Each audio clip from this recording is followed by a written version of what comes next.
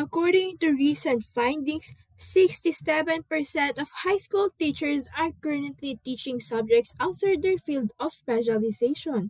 Here's one of the teachers of Lagro High School to understand how this issue impacts their teaching skills in classrooms.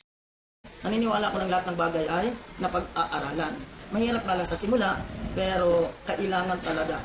Dapat as much as possible, maiwasan yung ganong setup na pagtuturuin ng isang teacher na hindi naman talaga niya forte yung subject area. Because again, makukompromise yung learning ng kabataan just because yung teacher na magtuturo ay questionably yung level ng understanding niya at mastery doon sa subject matter. Yun ang reaction ko.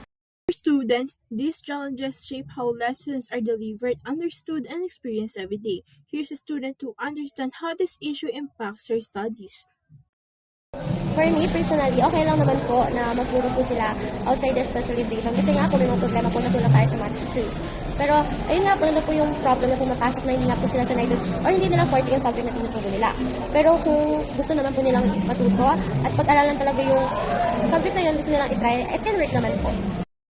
This situation is not a matter of personal choice, but rather the result of gaps in coordination, deployment, and staffing within the education system.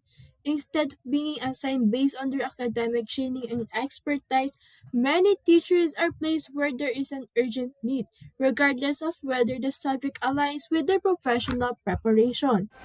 This is Yuri Damanasha reporting for QC9.